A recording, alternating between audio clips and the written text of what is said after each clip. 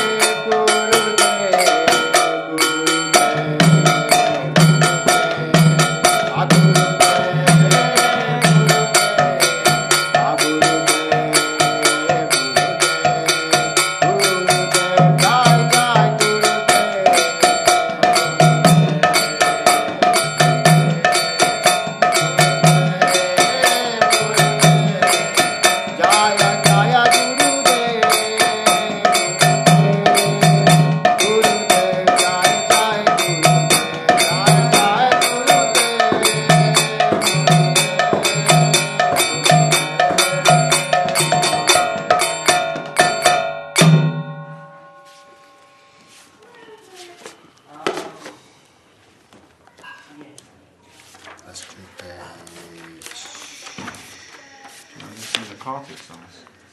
Oh yeah, okay, let me do this one and we start. Can we do 256?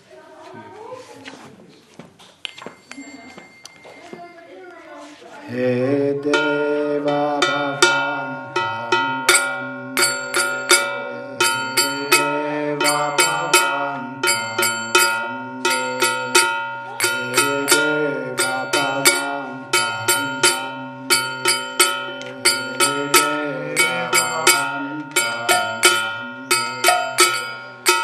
Manmana Samadukara Arpa Jani Japada Pankajama Kara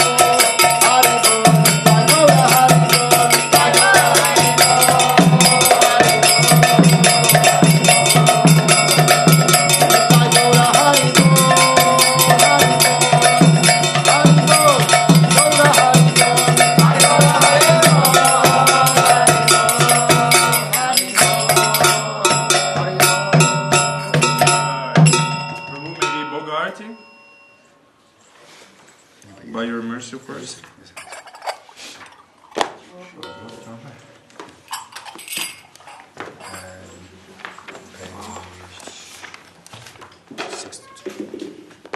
Page 62. 62. Did you say? 62.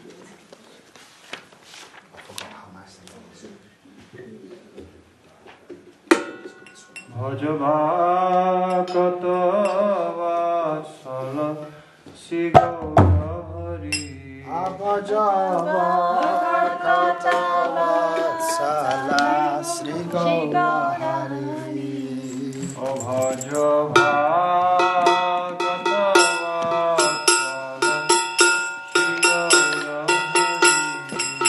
Bhajavakatavatsala Sri Gaurahari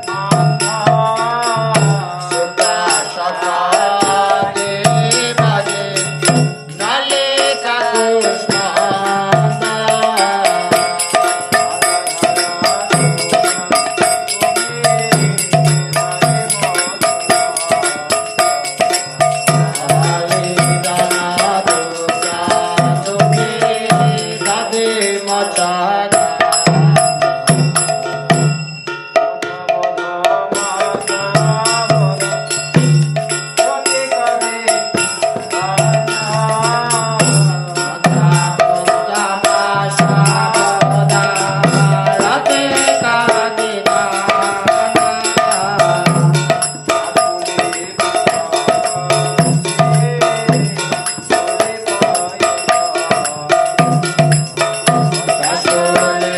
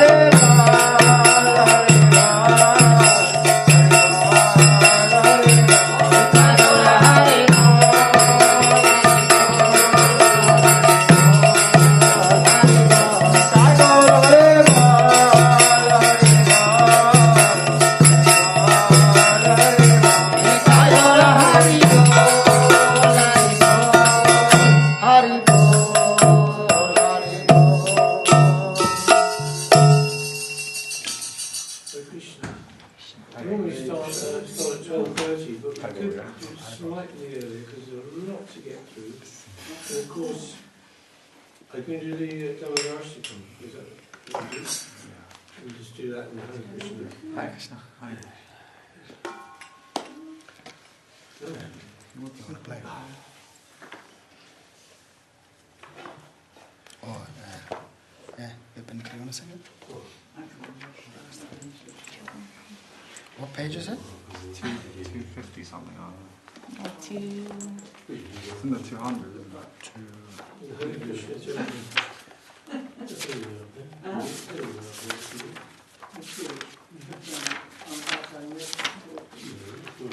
Doesn't matter. No. I never forget that. 252, page 254.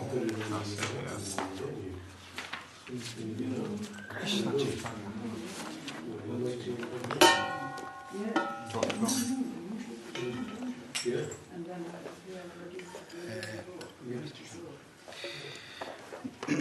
Namami Svaram Sachidanandarupam Lasat Kundalam Gokule Brajamanam Namami Svaram Sachidanandarupam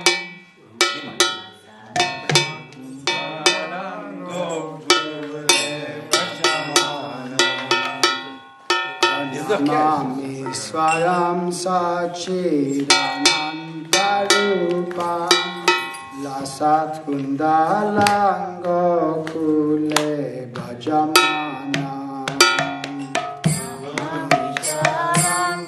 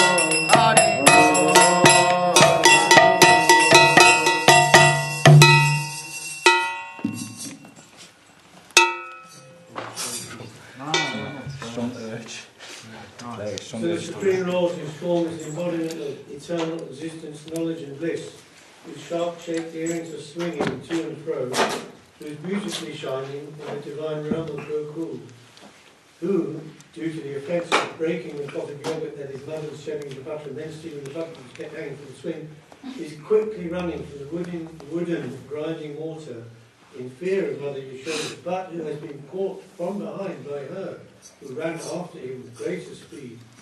To that Supreme Lord Sri Damodara, I offer my humble obeisances. He is crying and rubbing his...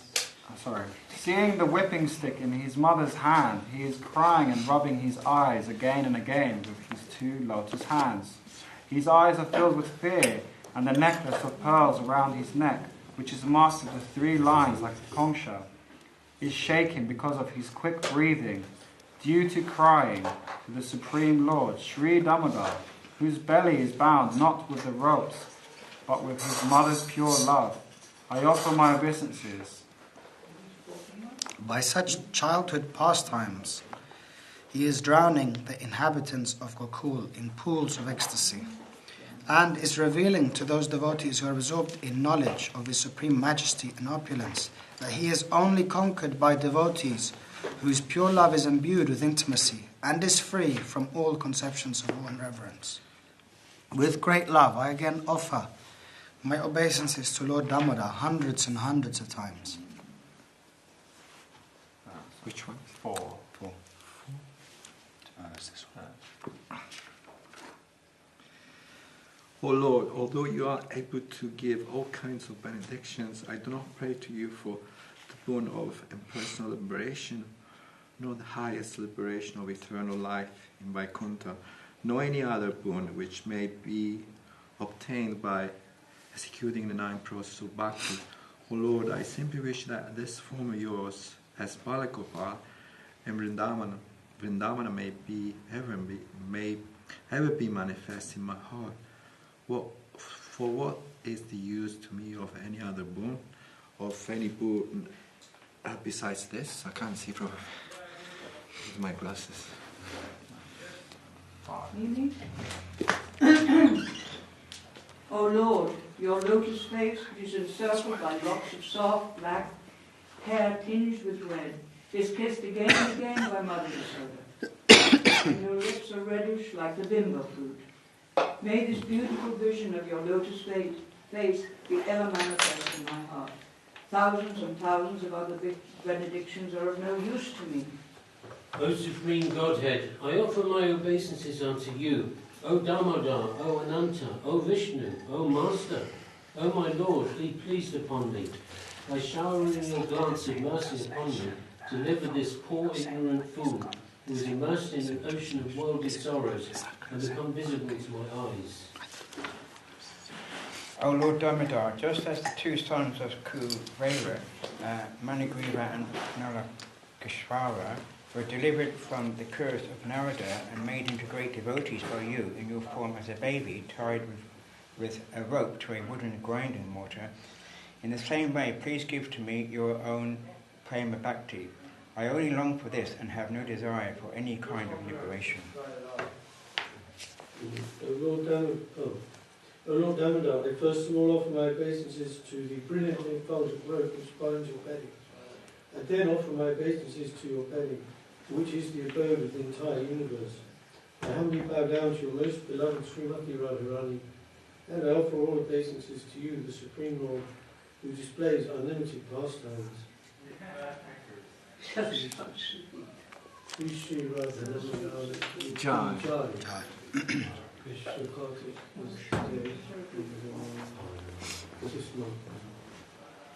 Yeah, lots of things inside that bhajan also. Tridandi Maharaj. Yeah. So one very clear thing in the last verse 8, you notice how the author, Sri Satyabrata Muni, don't know anything about him particularly, but so he first offers obeisances to the rope, not to Krishna. See, because we understand that we're worshipping the Lord through his Shakti, and those things which are used in his service are worshipable to us. So we first approach the Lord through that way. So first he offers obeisance to the rope, which binds the Lord's belly, and then to the Lord himself, Damodar, then to his beloved Srimati Radharani and the devotees. So that's a very significant point, you see. And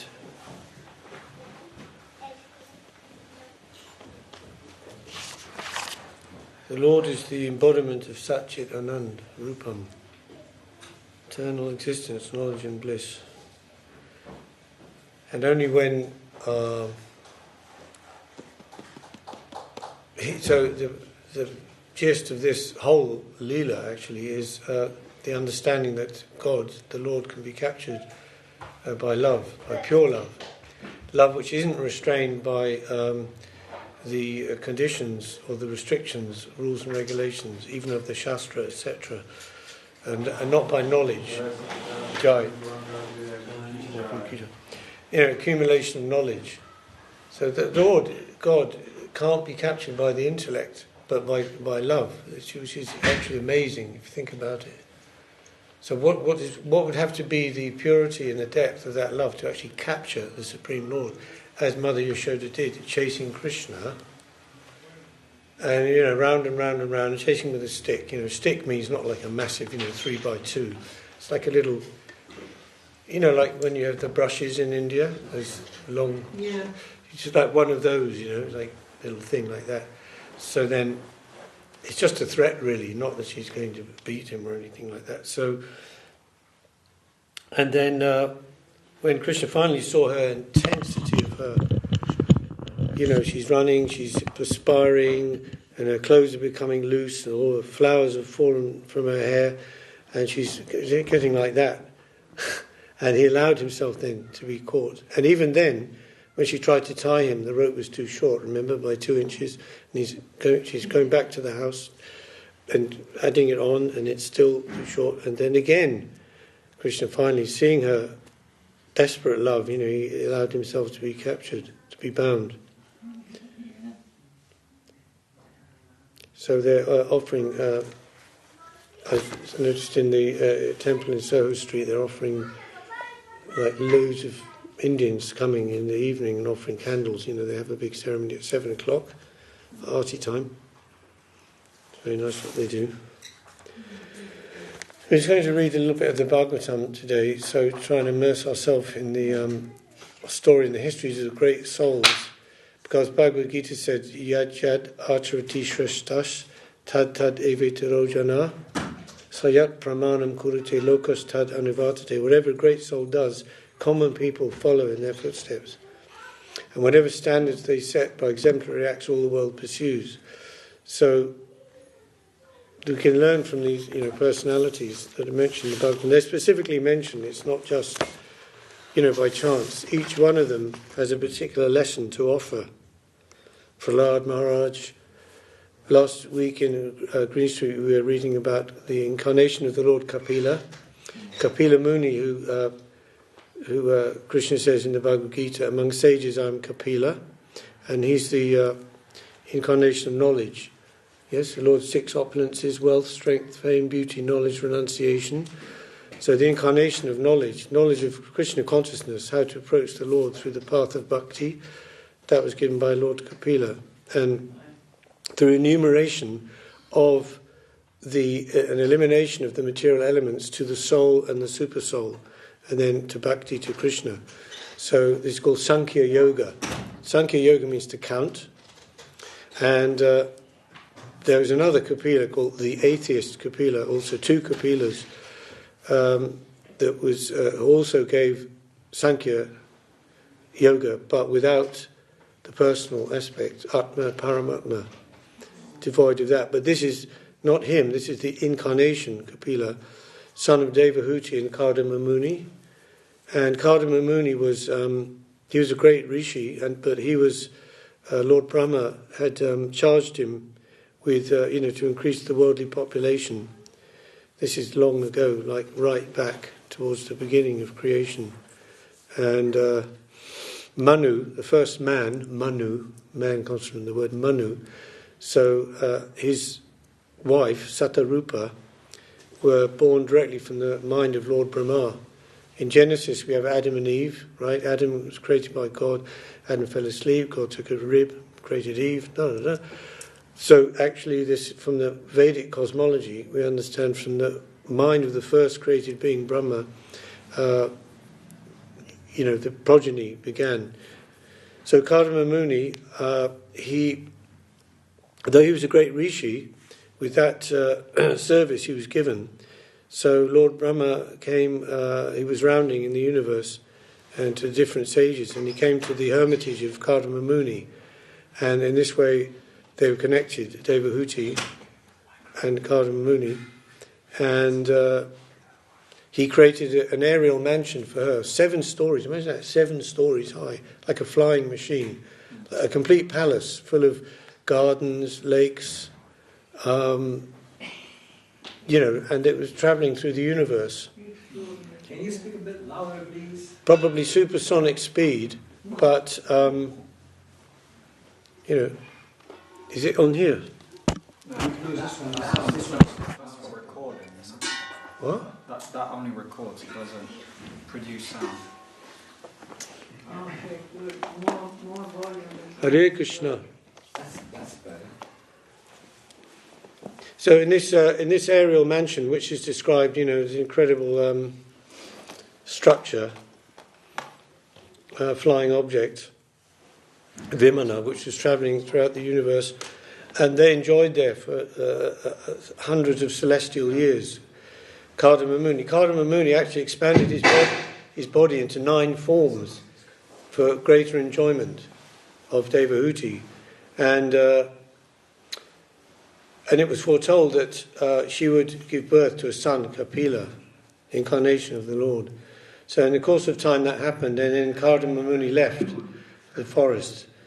She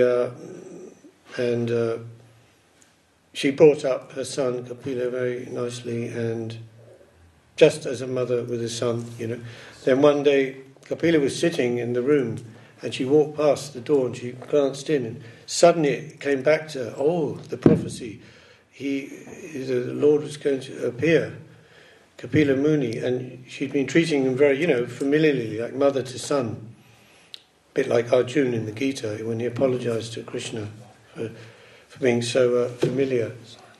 And, laughing with him, talking with him, sharing the same bed and chair, eating with him. And he said, please forgive me for my familiarity. Now I see who you are, the form of the universe, the Almighty God. So that memory came back to her of the prophecy, and she then asked him, was inquiring about philosophically, and he gave his answers. And that Kapila Shiksha, which is in the 3rd canto, it behooves all devotees to become familiar with that. Bhaktisiddhanta Saraswati Thakur, he said 2 very important parts of the Bhagavatam for devotees is Prahlad Shiksha in the 7th canto and the Kapila Shiksha in the 3rd canto. So this is the basic understanding of Krishna consciousness.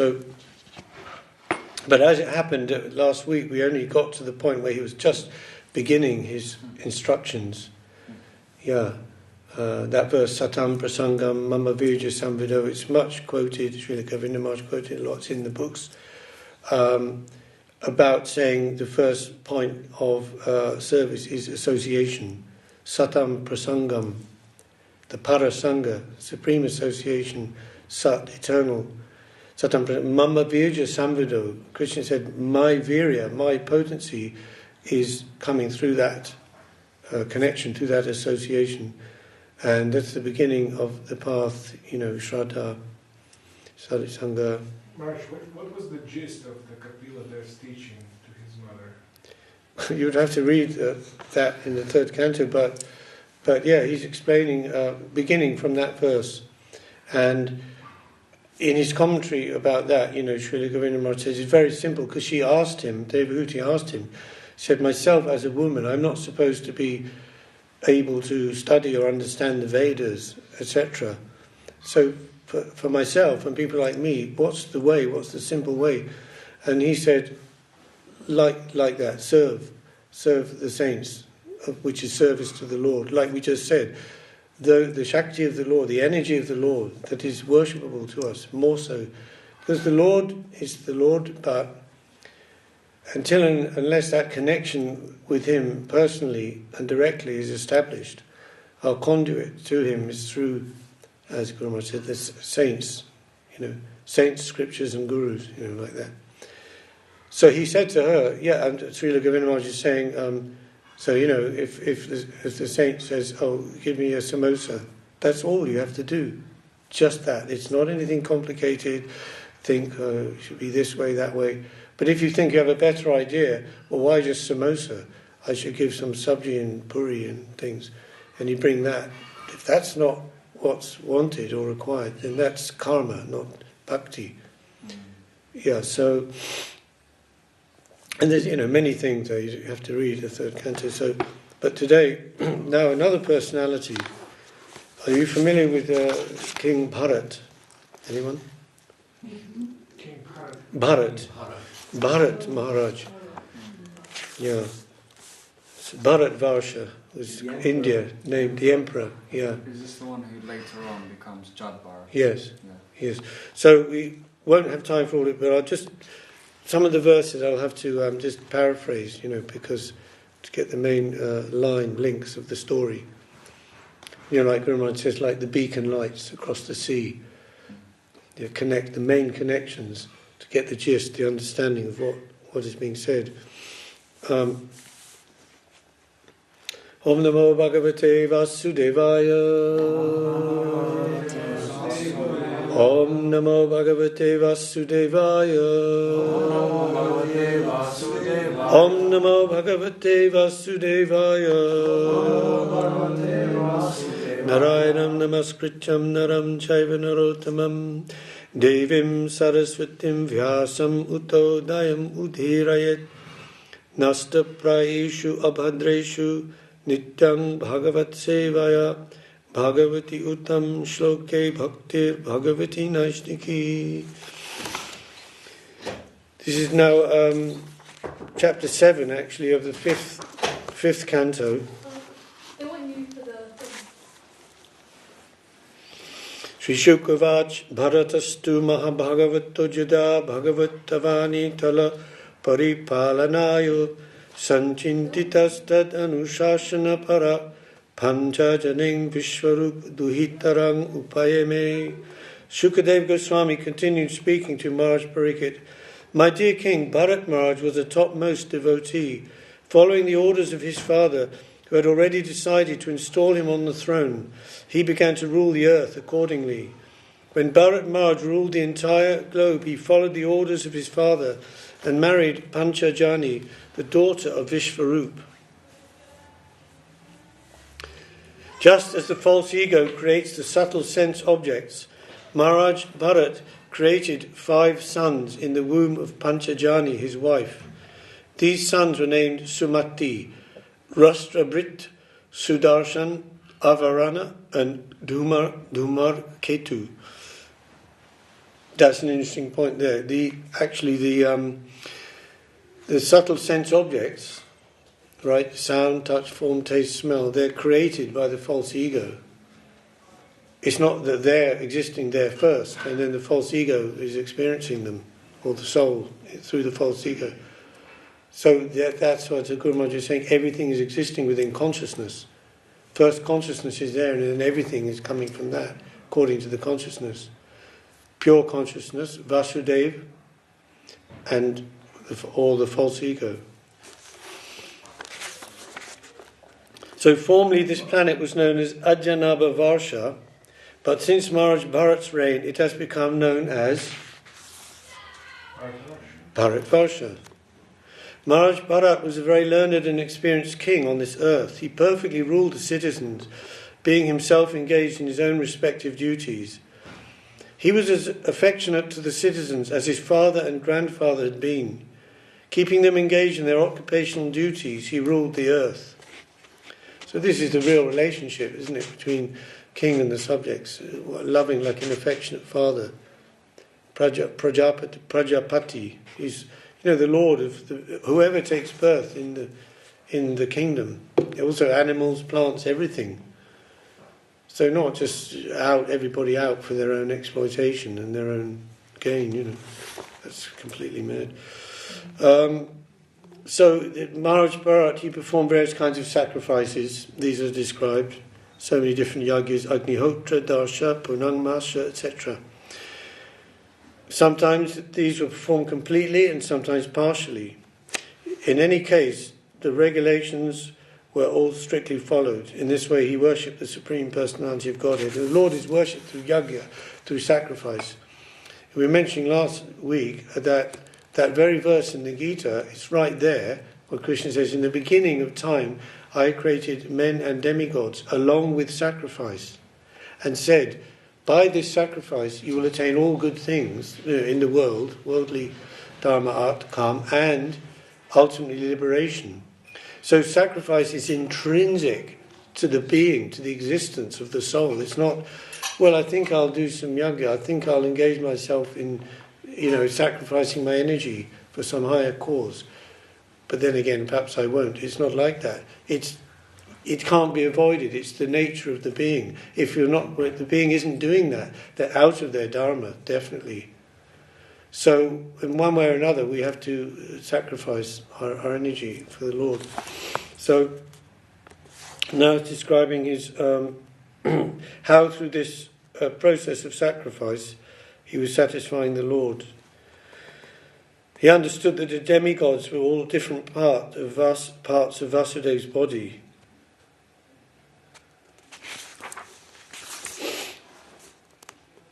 So he understood that these were ultimately, worshipping of these demigods were actually offered to the different limbs of Lord Vasudeva.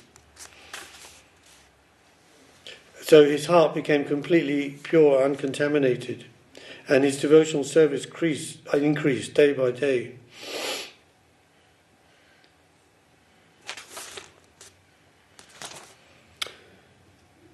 Lord Krishna, the son of Vasudeva, is the original personality of Godhead, manifested as the super soul Paramatma, as well as the impersonal Brahman.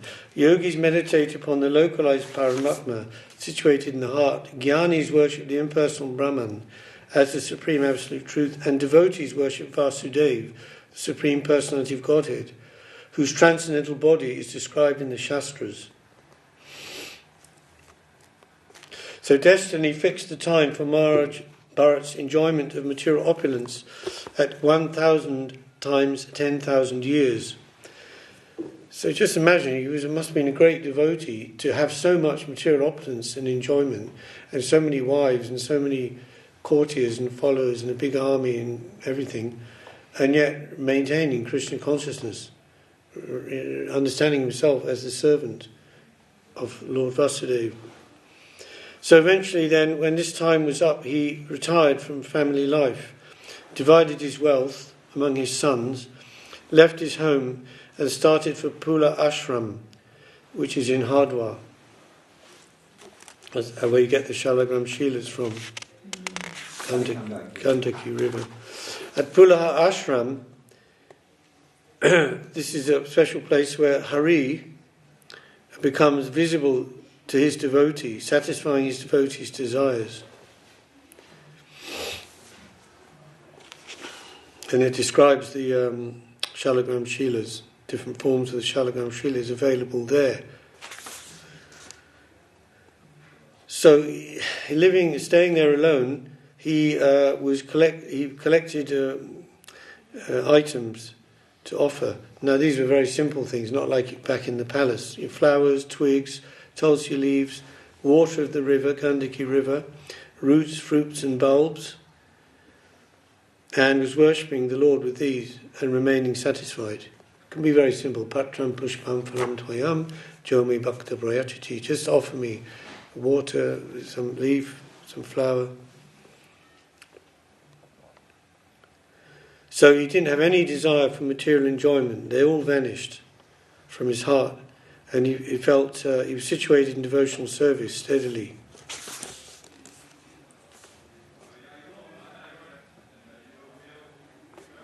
And he began to experience transcendental ecstasy, which is described that the tears were coming from his eyes and he couldn't see anything as he was meditating on the reddish lotus feet of the Lord.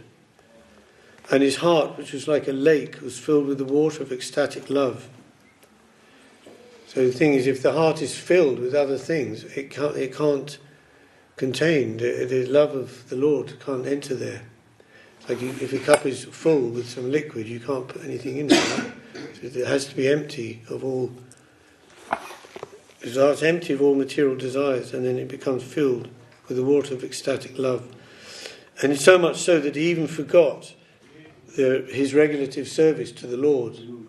The precise following of the rules and regulations. And he appeared very beautiful, even in his physical form. And his hair was always wet, because he used to bathe 3 times daily in the Gandaki. And he was dressing in a deer skin. And he worshipped Lord Narayan, whose body was composed of golden effulgence, and who resided within the sun. Yeah, the sun god Surya is a partial incarnation of Narayan. And he worshipped him by chanting the hymns of the Rig Veda. It's supposed to be the oldest scripture known to man. Yeah. And then it describes the prayers he was offering from the Rig Veda. Sri Shukadev Goswami continued, "My dear king, one day after finishing his morning duties, evacuating, urinating and bathing, Maharaj Bharat sat down on the bank of the river Gandaki for a few minutes and began chanting his mantra, beginning with Omkar. O king, while Bharat Maharaj was sitting on the bank of that river, a doe, being very thirsty, came there to drink. While the doe was drinking with great satisfaction, a lion, which was very close, roared very loudly. This was frightful to every living entity, and it was heard by the doe. By nature, the doe was always afraid of being killed by others, and it was always looking about suspiciously. When it heard the lion's tumultuous roar, it became very agitated. Looking here and there with disturbed eyes, the doe, although it had not fully satisfied itself by drinking water, suddenly leaped across the river. The doe was pregnant, and when it jumped out of fear, the baby deer fell from its womb into the flowing waters of the river. Being separated from its flock and distressed by its miscarriage, the black doe, having crossed the river, was very much distressed. Indeed, it fell down in a cave and died immediately. The great king, Bharat, while sitting on the bank of the river, saw the small deer, bereft of its mother, floating down the river. Seeing this, he felt great compassion. Like a sincere friend, he lifted the infant deer from the waves, and knowing it to be motherless, brought it to his ashram. Gradually, Maharaj Bharat became very affectionate towards the deer, began to raise it and maintain it by giving it grass.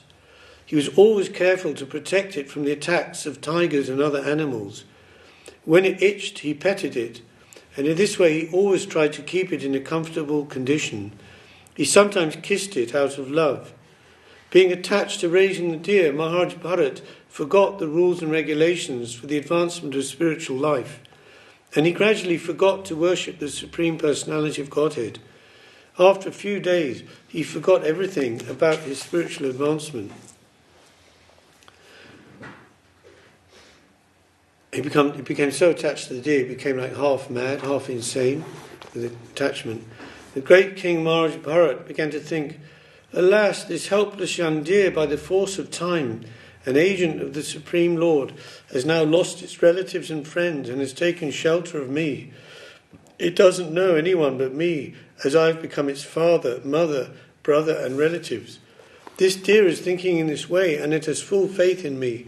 It does not know anyone but me. Therefore, I should not be envious and think that for the deer, my own welfare will be destroyed. I should certainly raise, protect, gratify and fondle it. When it has taken shelter with me, how can I neglect it? Even though the deer is disturbing my spiritual life, I realize that a helpless person who has taken shelter cannot be neglected. That would be a great fault. Even though one is in the renounced order, one who is advanced certainly feels compassion for suffering living entities. One should certainly neglect his own personal interests, although they may be very important, to protect one who has surrendered. So within a context, these are all good arguments and very true, just like Arjuna's arguments to Krishna were very true and very valid, why he shouldn't fight initially. Because if all the menfolk were killed, the ladies without husbands, they could be deviated, produce the Varna Samkara, then you would have the breakdown of society, all the offerings to the gods and the ancestors would be neglected. In this way, the whole society will become a chaos. So, these are arguments, but of course Krishna counteracted them, as you know. But, so, being a very learned person, these were true arguments. And he says here that even though one may be in the renounced order, one feels compassion for all living entities. So not that if one becomes detached from the material world, he becomes cold and heartless. That's like the Mayavad idea. Become very, disgusted with the material world and neglectful of it. But actually, one's love for all living beings increases more, but it's a different kind of love. It's a supernatural love because it's manifested or reflected through bhakti or devotion to the Lord. So one's loving all living beings as servants of the Lord, part and parcel of the Lord, as one is oneself. That's a deeper and a higher love than just the material love based on material affection. So, but Maharaj Bharat is obviously, taking this in another way, yeah. Can it be said that the one who truly loves another person is interested in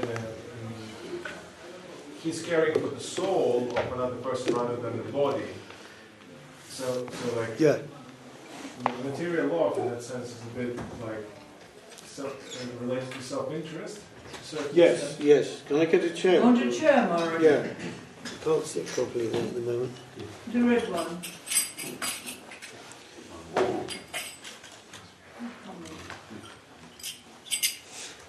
Better, yes, sorry. Yeah. It's this one, isn't it? Yeah.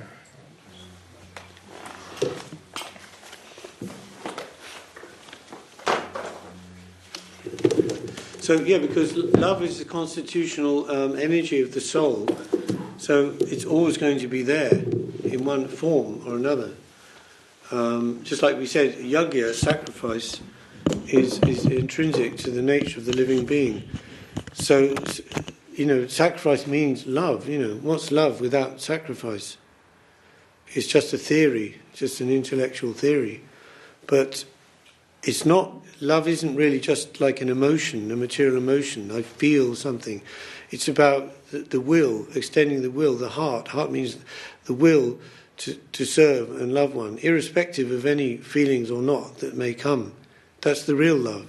If it's just based on ordinary material emotion, if that dries up, then the love stops. Can't be real love, isn't it? So,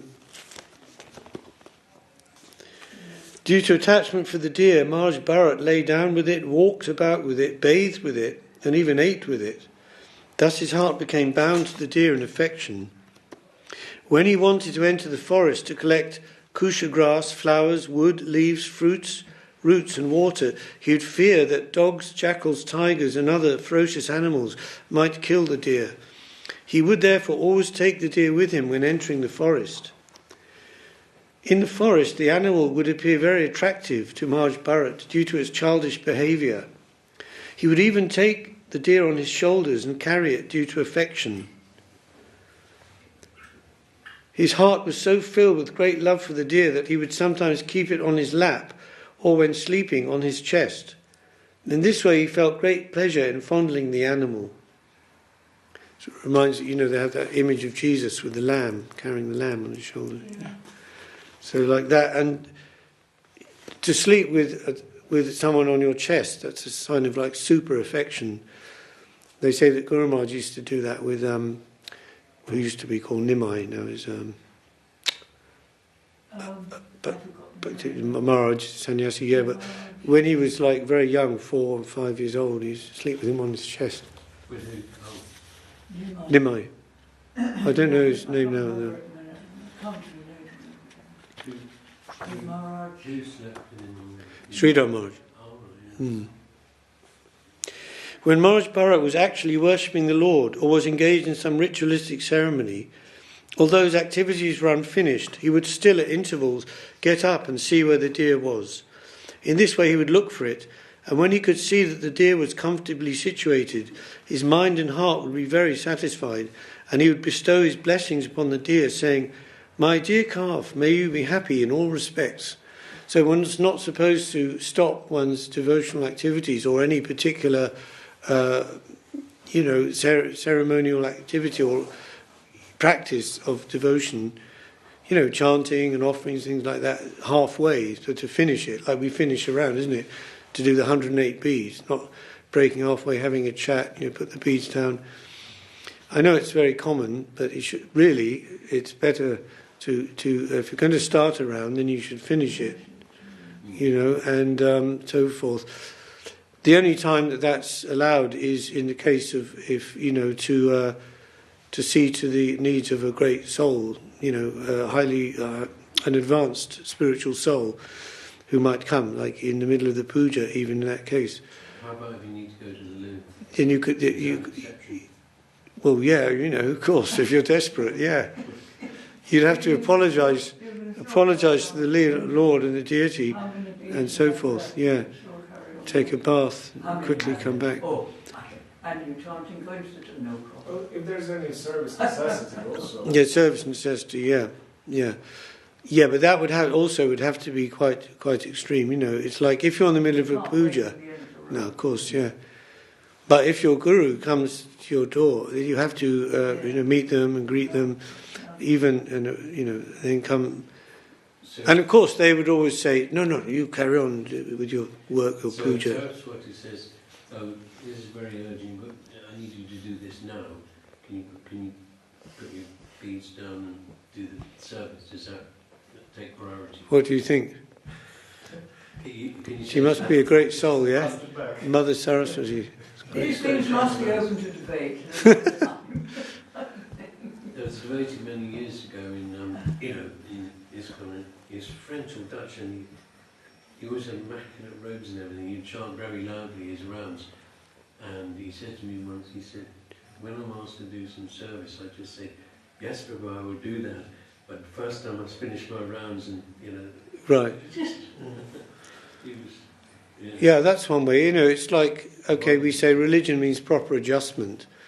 So keeping the main idea in mind that how the Lord, and specifically the Lord's devotee, will be satisfied, then we have to adjust our activities according to that. So that is different in different cases. You can't give a one for all answer. Yeah. But here he's just constantly worrying about where the deer is he okay, and so on. If Bharat Maharaj sometimes couldn't see the deer, his mind would be very agitated. He'd become like a miser who, having obtained some riches, had lost them and then become very unhappy. When the deer was gone, he'd be filled with anxiety and would lament due to separation. Thus he would become illusioned and speak as follows. So then there's several verses here where he's berating himself, saying, "I'm very cruel, because I was neglectful of the deer, and now I can't find him. He's put his faith in me, but I'm not looking after him properly. So when will he come back? Will he return? Alas, is it possible I shall again see this animal protected by the Lord and fearless of tigers and other animals? Shall I again see him wandering in the garden, eating soft grass? I do not know, but he might have been eaten by a wolf or a dog, or by the boars that flock together, or the tiger who travels alone. Alas, when the sun rises, all auspicious things begin.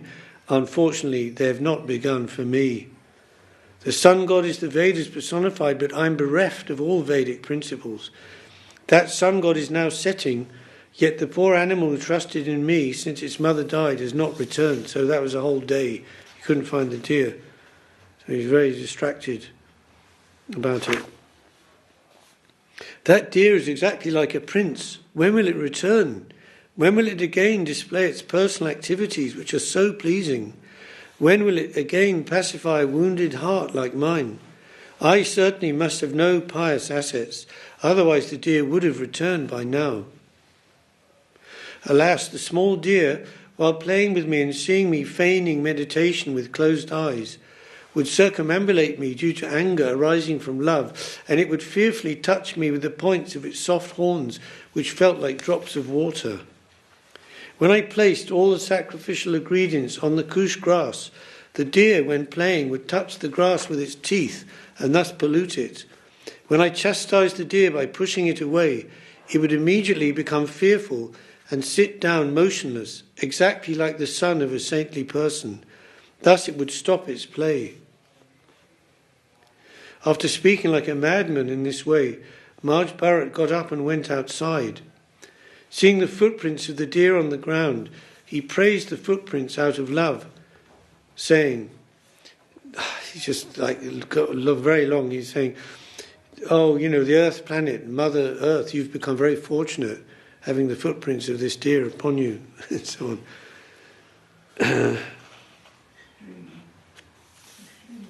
By these footprints, this land has become a proper place for Brahmins who desire heavenly planets or liberation to execute sacrifices to the demigods. And then he saw the moon. The moon was rising, and he saw the marks on the moon. Say the man in the moon, like it looks. And he thought the deer had gone to the moon. He could see the deer in the moon. Can it be that the moon, who's so kind to an unhappy man, might also be kind upon my deer, knowing that it has strayed from home and become motherless?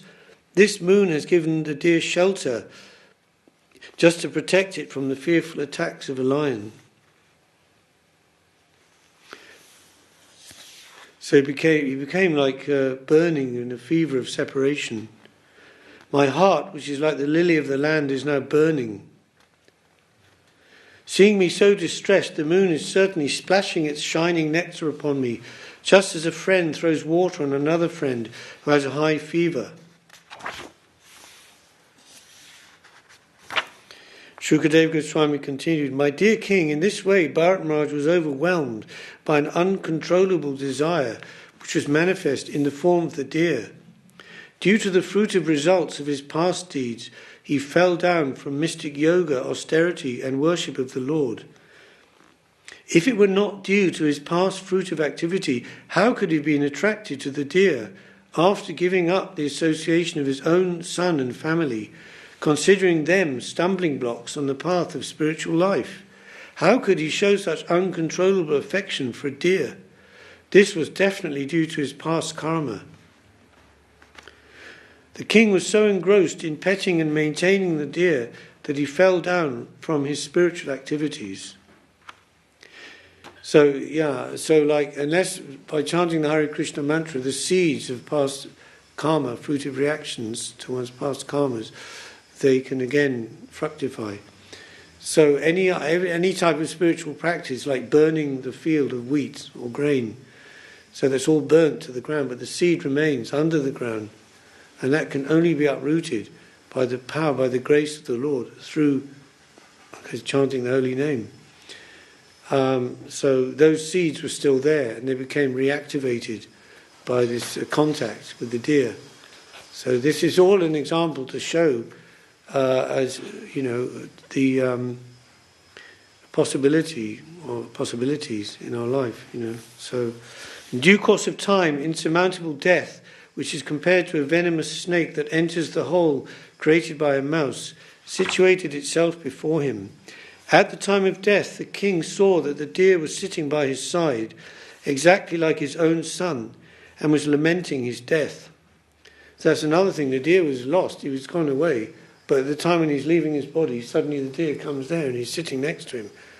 So he's directly looking at the deer and thinking of the deer while leaving his body. So actually the mind of the king was absorbed in the body of the deer, and consequently, like those bereft of Krishna consciousness, he left the world, the deer, and his material body, and acquired the body of a deer. However, there was one advantage. Although he lost his human body and received the body of a deer, he did not forget the incidents of his past life. So normally that's a degradation, going down from human to subhuman or animal species. But in this case, he maintained his human consciousness in the body of a deer. Although in the body of a deer, Bharat Maharaj, due to his rigid devotional service in his past life, could understand the cause of his birth in that body. Considering his past and present life, he constantly repented his activities, speaking in the following way. So he was lamenting his misfortunes, fallen from the path of the self-realized, how he left everything to follow spiritual life and was living like alone in the forest, self-controlled, self-realized, engaged in devotional service, hearing, chanting, remembering the Lord, and was absorbed in devotional service. But due to my personal foolishness, my mind again became attached to a deer. By constant repentance, Maharaj Bharat became completely detached from all material things.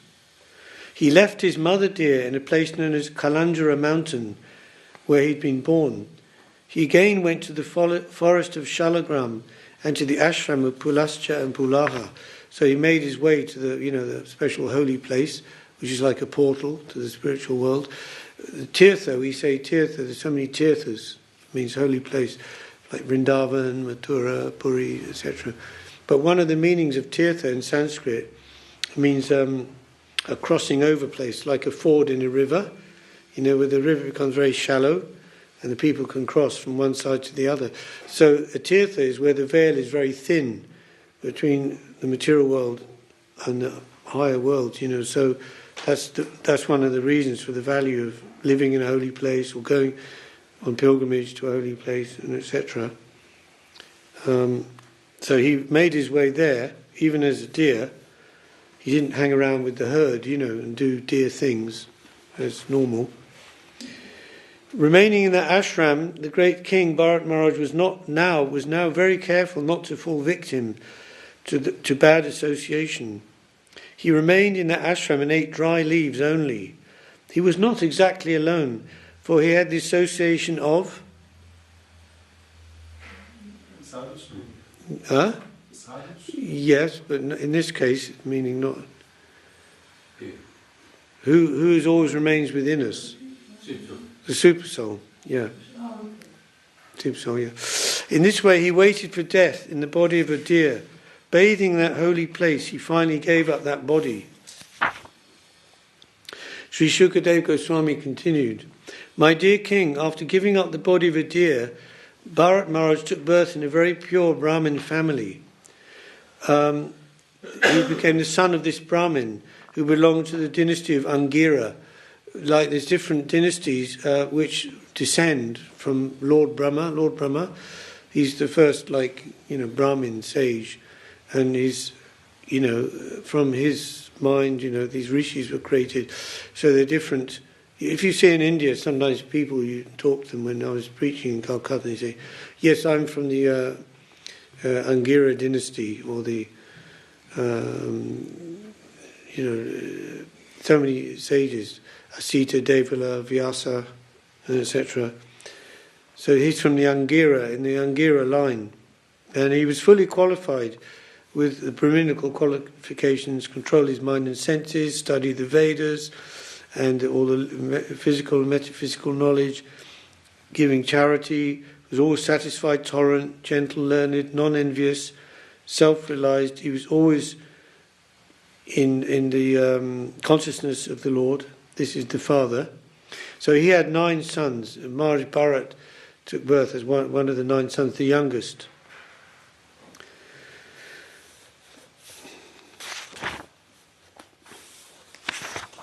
Due to his being especially gifted with the Lord's mercy, Bharat Maharaj could remember the incidents of his past life. Although he received the body of a Brahmin, he was still very much afraid of his relatives and friends who were not devotees. He was always very cautious of such association because he feared that he would again fall down. Consequently, he manifested himself before the public eye as a madman, dull, blind and deaf, so that others wouldn't try to talk to him. In this way he saved himself from bad association. It's quite extreme, of course, but it's an extreme example, right? Within he was always thinking of the lotus feet of the Lord and chanting the Lord's glories, which save one from the bondage of fruitive action. In this way he saved himself from the onslaught of non-devotee associates. So it's like an onslaught, right? Bad association. When they asked Mahaprabhu, they said, who is a Vaishnava? Vaishnava ke? It's in Chaitanya Charitamrita.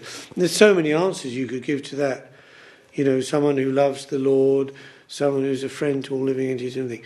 But that time Mahaprabhu answered, Asat Sangha Tyag e Vaishnav Achar. The symptom of a Vaishnava is that he renounces Asat Sangha, materialistic association. So it means, you're not like, you have to sometimes move among people in society, of course, non-devotees. So you remain calm, polite, sociable and all that. But internally, you don't take their association, like take on their energy of their ideas, their thoughts about life, because they think that life is for sense gratification, gratify the senses. That's what will make you happy. And that's the goal of life now. So let's give up that idea. So the father was full of affection for his son, who became, the nickname was Jad Bharat. Jad means like a mountain is Jad, it's something that's very inert and like unconscious and dull and like in the mode of ignorance. So Jad Bharat. But the father was very attached to him. But he was basically unfit to enter the Grihastha ashram, to follow the duties of a householder. So, and the father was very frustrated because he was trying to instruct him in various things. His thinking was, the father should teach the son. He didn't really realise that Jad Bharat was such a great soul, that it was qualified to be his guru, his teacher. But, as a fatherly affection, he was teaching him how to wash, how to, many things. And he was deliberately getting everything wrong, Jad Bharat, He said, he behaved before his father like a fool, so that the father would know he was unfit for instruction and would abandon the attempt to instruct him further. So he'd always behave in a completely opposite way. And he gives an example. Although instructed to wash his hands after evacuating, he would wash them before. Nonetheless, his father wanted to give him Vedic instructions during the spring and summer. He tried to teach him the Gayatri mantra along with Omkar and Vyariti, but after 4 months, the father was still unsuccessful and instructed him. But he was very attached to him. He considered him his life and soul. So it describes different ways he tried to teach him, but everything failed. He was hoping his son would become a learned scholar, but all his attempts were unsuccessful.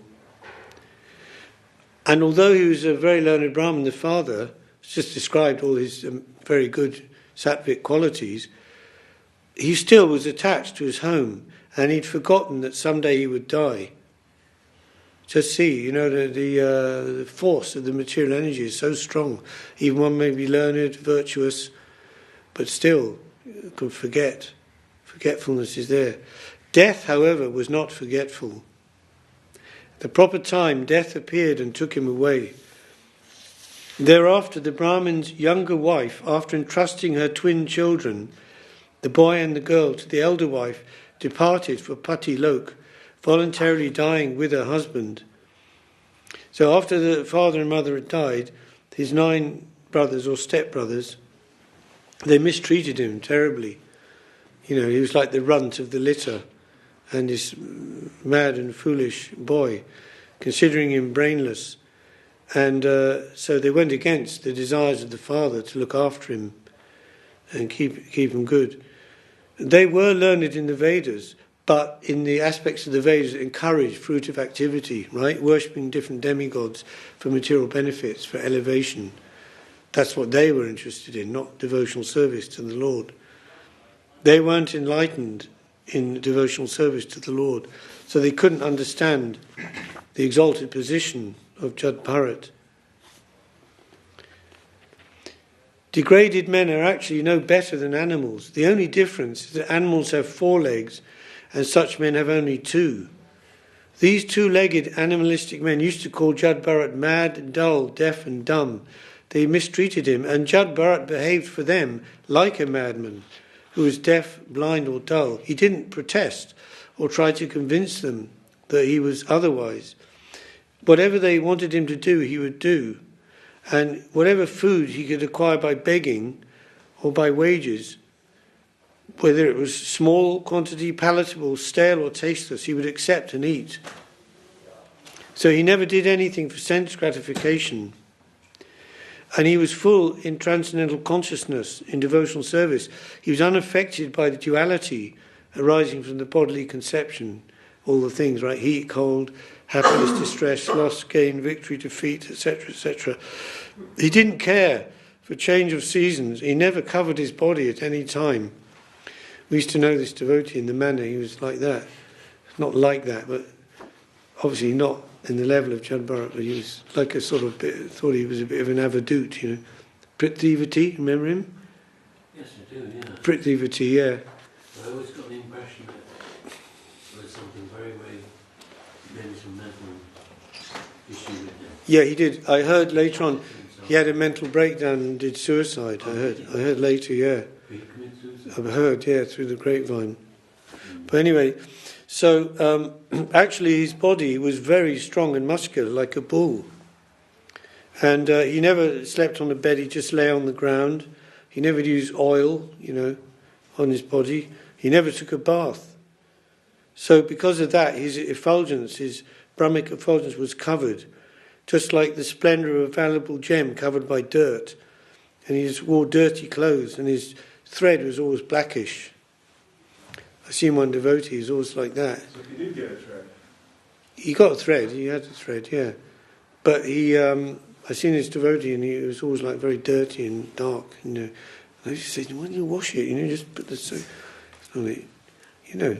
What, the thread? Yeah, or get a new one. It just seemed to be something very wrong with that.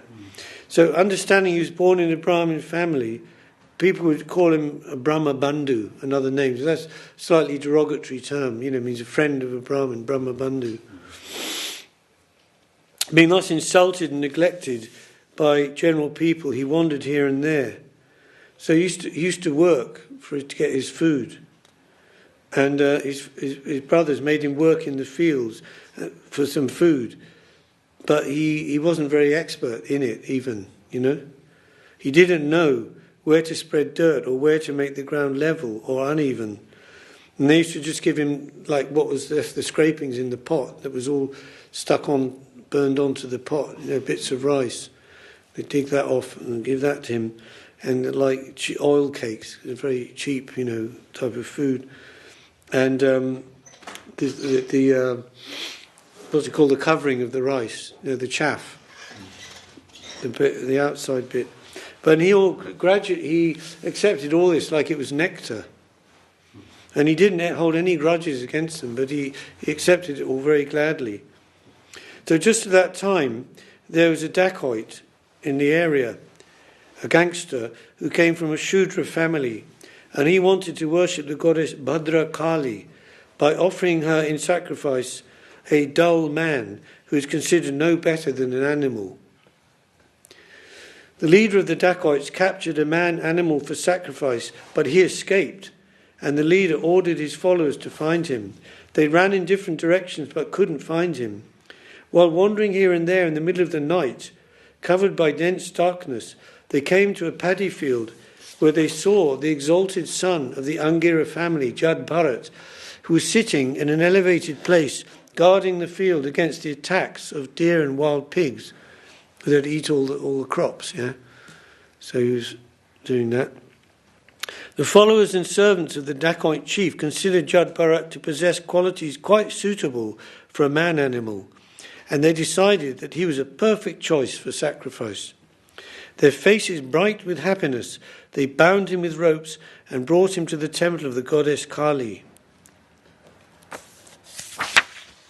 After this, all the thieves, according to their imaginative ritual for killing animalistic men, bathed Jad Bharat, dressed him in new clothes, decorated him with ornaments befitting an animal, smeared his body with scented oils, and decorated him with tilak, sandalwood pulp and garlands. They fed him sumptuously and then brought him before the goddess Kali, offering her incense, lamps, garlands, parched grains, newly grown twigs, sprouts, fruits and flowers. In this way they worshipped the deity before killing the man-animal, and they vibrated songs and prayers and played drums and bugles. Jad Bharat was then made to sit down before the deity. It's like on death row. Before they put the person to the lethal injection, it used to be electric chair, now it's a lethal injection. And they say, what you'll find at your last meal, you can have whatever you like. And they'll order it from some hotel or, the Savoy, anything you want. But it's a bit ridiculous, because you're going to die within a few minutes, But so this way they fed him very sumptuously, decorated him, and they put him to sit down before the deity, right? At this time, one of the thieves, acting as the chief priest, was ready to offer the blood of Jad Bharat, whom they imagined to be an animal man, to the goddess Kali to drink as a liquor. He therefore took up a very fearsome sword, which was very sharp, and consecrating it by the mantra of Bhadra Kali, raised it to kill Jad Bharat. All the rogues and thieves who had made arrangements for the worship of goddess Kali were low-minded and bound to the modes of passion and ignorance. They were overpowered by the desire to become very rich. Therefore they had the audacity to disobey the injunctions of the Vedas, so much so that they were prepared to kill Jad Bharat, a self-realized soul born in a Brahmin family. I mean, there are regulations for offering a goat, right? Once a month in the dark moon period, sacrifice the goat to Mother Kali, and then that meat then would be distributed and taken. That's according to Vedic rules, but they say they weren't following the Vedic rules; they were just speculating, and so that's why they captured a man animal. So, due to their envy, these dacoits brought him before the goddess Kali for sacrifice. Such people are always addicted to envious activities, and therefore they dared to try to kill Jad Bharat. Jad Bharat was the best friend of all living entities. He was no one's enemy, and he was always absorbed in meditation on the Supreme Lord. He was born of a good Brahmin father, and killing him was forbidden, even though he might have been an enemy or aggressive person. It said that 6 kinds of people shouldn't be killed, or shouldn't be, it said, even chastised. That's women, Brahmins, children, cows, the elderly. There's one more. And those who ask for mercy. Those who beg for mercy, yeah, probably, yeah. So even if he had been a bad person, very bad person, because of his good birth and his situation, he shouldn't have been killed. So the goddess Kali, she couldn't bear this, right? Even though she's a goddess of destruction and receives those meat offerings and everything like that, as a part of the Vedic knowledge for people of that level, lower level of understanding. But seeing Jad Bharat was going to be such, he couldn't tolerate it. So suddenly the deity's body burst asunder, and the goddess Kali personally emerged from it in a body burning with an intense and intolerable effulgence. I remember we did this play of Jad Bharat in the Manor in Watford, and they had, this theatre, and this one devotee, his name was Jai Govinda, and he was like that, goddess Kali, standing with all like blue and a big long tongue. It was all like props, and there was low lighting. And I remember at that point where he like burst out of the deity as Kali. It was like really powerful, Everyone was freaked out. Intolerant of the offences committed, the infuriated goddess Kali flashed her eyes and displayed her fierce curved teeth. Her reddish eyes glowed, and she displayed her fearsome features. She assumed a frightening body, as if she were prepared to destroy the entire creation. Leaping violently from the altar, she immediately decapitated all the rogues and thieves with the very sword with which they had intended to kill Jad Bharat. She then began to drink the hot blood that flowed from the necks of the beheaded rogues and thieves, as if this blood were liquor. Indeed, she drank this intoxicant with her associates, who were witches and female demons. Becoming intoxicated with this blood, they all began to sing very loudly and dance as though prepared to annihilate the entire universe. At the same time, they began to play with the heads of the rogues and thieves, tossing them about as if they were balls. Nice. Shukadev Goswami then said to Maharaj Parikshit, "O Vishnu Datta," means representative of Vishnu, "those who already know that the soul is separate from the body, who are liberated from the invincible knot in the heart, who are always engaged in welfare activities for all living entities, and who never contemplate harming anyone, are always protected by the Supreme Lord, who carries his disc, the Sudarshana Chakra, and acts as supreme time to kill the demons and protect his devotees. The devotees always take shelter at the lotus feet of the Lord. Therefore, at all times, even if threatened by decapitation, they remain unagitated. For them, this is not at all wonderful." So basically, he was saved, and then he left that place. I'll just continue until they. So that's the second sort of like part of his life. The first bit was Maharaj Bharat, and then he died. And then this aspect with escaping from Mahakali, and then the next, the deer pastimes. Yeah. My dear king, after this, King Rahugana, ruler of the states known as Sindhu and Sovira, was going to Kapilashram. When the king's chief palanquin carriers reached the banks of the river Ikshumati, they needed another carrier. Therefore they began searching for someone, and by chance they came upon Jad Bharat. He wandered off from that place of sacrifice. They considered the fact that Jad Bharat was very young and strong and had firm limbs. Like cows and asses, he was quite fit to carry loads. Thinking in this way, although the great soul Jad Bharat was unfit for such work, they nonetheless unhesitatingly forced him to carry the palanquin. The palanquin, however, was very erratically carried by Jad Bharat due to his sense of non-violence.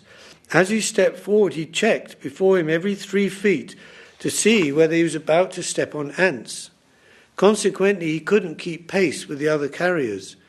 Due to this, the palanquin was shaking, and King Rahugana immediately asked the carriers, "Why are you carrying this palanquin unevenly? Better carry it properly." When the carriers heard the threatening words of Maharaj Rahugana, they became very afraid of his punishment and began to speak to him as follows. "O Lord, please note we are not at all negligent in discharging our duties. You have been very faithfully carrying this palanquin according to your desire, but this man, who has been recently engaged to work with us, cannot walk very swiftly. Therefore we are not able to carry the palanquin with him." King Rahugana could understand the speeches given by the carriers who were afraid of being punished. He could also understand that simply due to the fault of one person, the palanquin was not being carried properly. Knowing this and hearing their appeal, he became a little angry. Although he was very advanced in political science and was very experienced. See, the modes of nature always acting on the living entity. So even though he was a king and was very advanced in many ways, right? Because the kings, they're always receiving advice and knowledge from the priests and the Brahmins. So he's a knowledgeable person. He knew the Vedas and all the things. Because of the mode of passion, he couldn't stop himself from becoming angry. Remember, like Maharaj Parikshit, the whole Bhagavatam, this Bhagavatam was spoken due to the fact that Maharaj Parikshit couldn't control his anger after he'd been hunting in the forest and was very hot and thirsty and tired. Then he came to the ashram of the sage, and in that kind of passionate and agitated state, as is normal, going to the hermitage, the sage would, although from a dynastic point of view, the sages and Brahmins are in a higher position than the kings, but they would offer respects to the king and also then offer their blessings. But on this occasion, the sage was deep in samadhi meditation, so he wasn't even aware that the king had come. So the king was standing there, like expecting the sage to like wake up and offer him something to drink, and nothing happened. So he became angry, and with his bow he picked up the snake skin that was on the ground, and he put it around the neck of the sage as a huge insult, Instead of like a flower garland, he offered a snake skin. So the sage just remained in samadhi, but the son of the sage who was there saw what had happened. He came out and he cursed the king.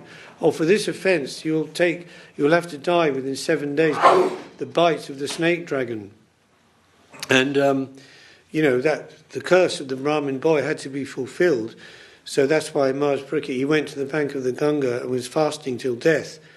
And then Shukadeva Goswami came there, and as you know, then it was their relation and their discussion, this whole Bhagavatam.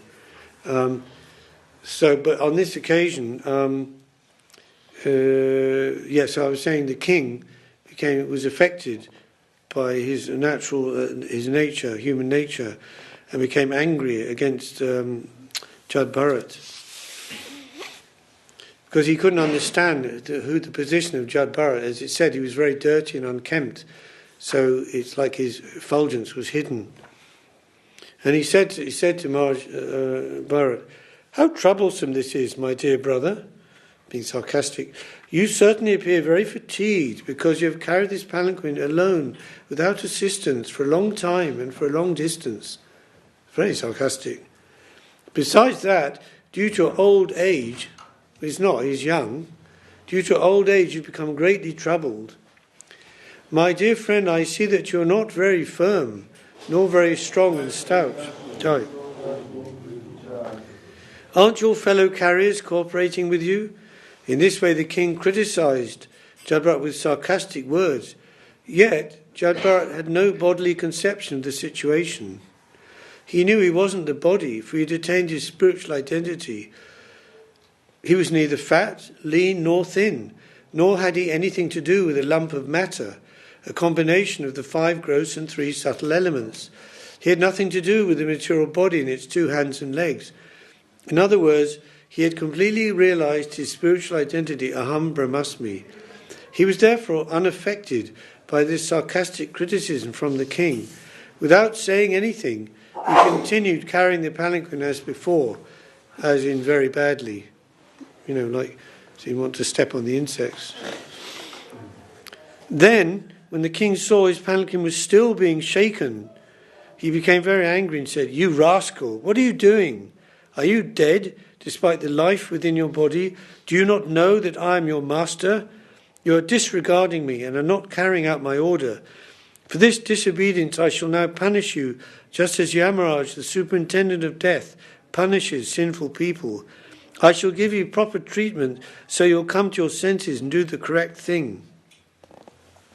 Thinking himself a king, Maharaj Rahugana was in the bodily conception and was influenced by material nature's modes of passion and ignorance. Due to this madness, he chastised Jad Bharat with uncalled for and contradictory words. Jad Bharat was a topmost devotee and the dear abode of the Supreme Personality of Godhead.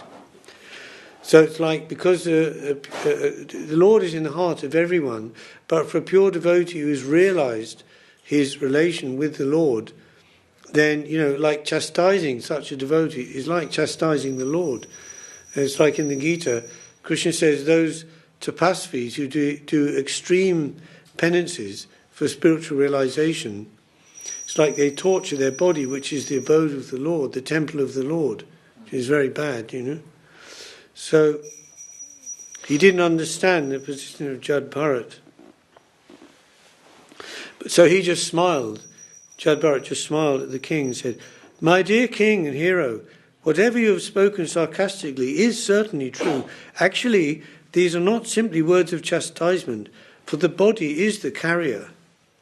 The load carried by the body does not belong to me, for I am the spirit soul. There is no contradiction in your statements, because I am different from the body. I am not the carrier of the palanquin, the body is the carrier. Certainly, as you've hinted, I have not laboured carrying the palanquin, for I am detached from the body. You have said that I am not stout and strong, which was, very sarcastic, because he was. Said, you're very frail and thin, and that's why you can't carry a palanquin. But these words are befitting a person who doesn't know the distinction between the body and the soul. The body may be fat or thin, but no learned man would say such things of the spirit soul. As far as the spirit soul is concerned, I'm neither fat nor skinny. Therefore you are correct when you say that I'm not very stout. I, the soul, I'm not very stout. Also, if the object of this journey and the path leading there were mine, there would be many troubles for me. But because they relate not to me but to my body, there's no trouble at all.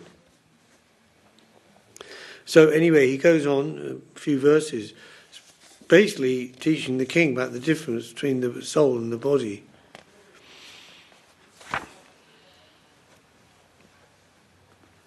Maharaj, so 22:2. We are ready. I'm waiting.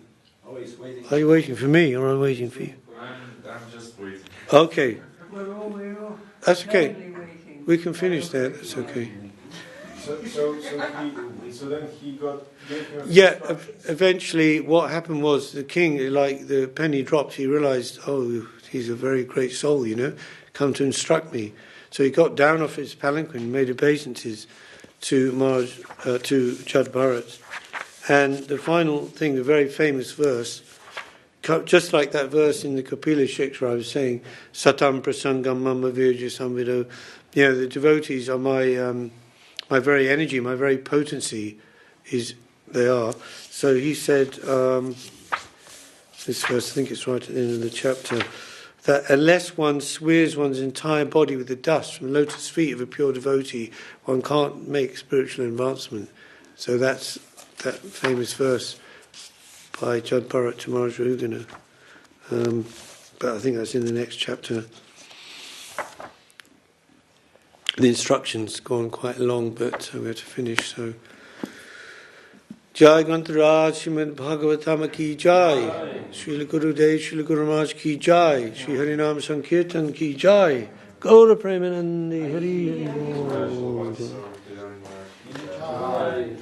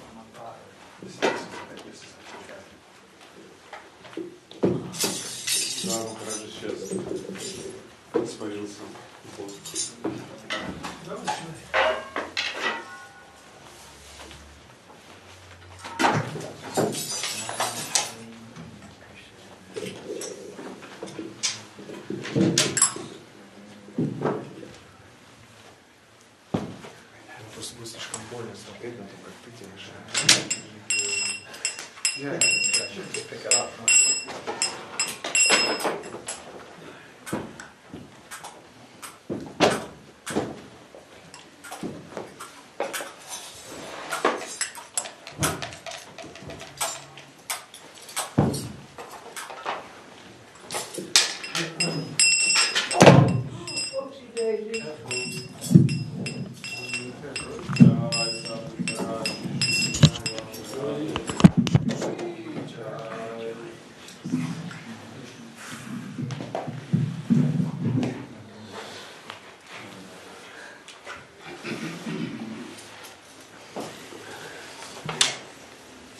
Yasomati Nandana Rajo